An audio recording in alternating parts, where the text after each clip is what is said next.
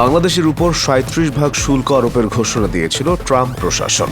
শুধু বাংলাদেশ না, অনেক দেশের উপর বাড়তি শুল্ক আরোপ করার সিদ্ধান্তে টালমাটাল বিশ্ব অর্থনীতি। আরোপিত এই শুল্ক ৩ মাসের জন্য প্রত্যাহারের আবেদন করে ডোনাল্ড ট্রাম্পকে চিঠি লেখেন নোবেলজয়ী অর্থনীতিবিদ ও বাংলাদেশের প্রধান উপদেষ্টা ডক্টর ইউনূস। ম্যাজিকম্যান ডক্টর ইউনূসের চিঠির দুদিন পর চীন ছাড়া আর সব দেশের উপর অতিরিক্ত শুল্ক প্রত্যাহার করেন মার্কিন প্রেসিডেন্ট। বাংলাদেশের গর্ব, বিশ্বের বিস্ময় ডক্টর ইউনূস।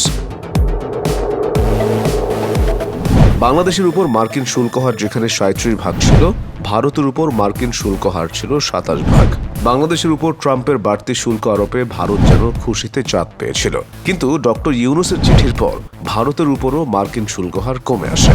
এখন ভারতের নরেন্দ্র মোদীও টের পেয়েছে ম্যাজিকম্যানের কারিশমা।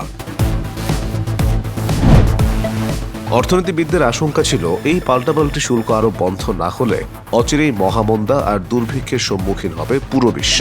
ট্রাম্পের এই সিদ্ধান্তে স্বস্তি ফিরে এসেছে এখন বিশ্ববাজারে। বিশ্ব শেয়ার মার্কেটেও এসেছে তেজি ভাব। যুক্তরাষ্ট্রের বাজারে ইউরোপীয় ইউনিয়নের দেশগুলোর স্টিল ও অ্যালুমিনিয়ামের উপর ২৫% অতিরিক্ত শুল্ক চাপানোর ট্রাম্পের সিদ্ধান্তের জবাবে বুধবার ইউরোপের বাজারে যুক্তরাষ্ট্রের পণ্যের উপর ২৫% শুল্ক আরোপের ঘোষণা দিয়েছিল ইইউ।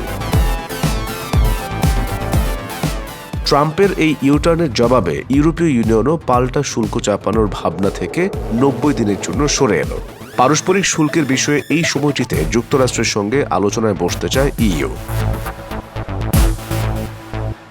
বুধবার ৯ এপ্রিল নিজ মালিকানাধীন সামাজিক যোগাযোগ মাধ্যম ট্রুথ সোশ্যালে মার্কিন প্রেসিডেন্ট ঘোষণা করেন বিভিন্ন দেশের উপর পৃথকভাবে যে পারস্পরিক শুল্ক আরোপ করেছিলেন সেটি ৯০ দিনের জন্য স্থগিতের সিদ্ধান্ত নেওয়া হয়েছে।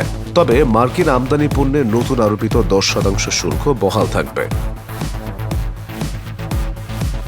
ট্রাম্প বলেছেন, গত কয়েকদিন ধরেই শুল্কের বিষয়গুলো নিয়ে ভাবছি। বোধহয় আজ সকালে সব আমার কাছে স্পষ্ট হয়ে ওঠে। তখন কোনো আইনজীবীর সঙ্গে পরামর্শের সময় ছিল না, কেবল নিজের অন্তরের কথা শুনে যেটি সঠিক মনে হয়েছে সেটিই করেছে। শুল্ক কার্যকর হওয়ার পর শেয়ার বাজারে তার নেতিবাচক প্রভাব পড়তে দেরি হয়নি। তবে তার আকস্মিক স্থগিত সিদ্ধান্তে হাওয়া বদলেও সময় লাগে না। যুক্তরাষ্ট্রের শীর্ষ ৭ প্রযুক্তি প্রতিষ্ঠানের বাজার মূল্য বুধবারই $১ ট্রিলিয়ন বৃদ্ধি পায়। বাংলাদেশের অনুরোধে নতুন শুল্ক ৯০ দিনের জন্য স্থগিত রাখার সিদ্ধান্তে যুক্তরাষ্ট্রের প্রেসিডেন্ট ডোনাল্ড ট্রাম্পকে ধন্যবাদ জানিয়েছেন অন্তর্বর্তী সরকারের প্রধান উপদেষ্টা।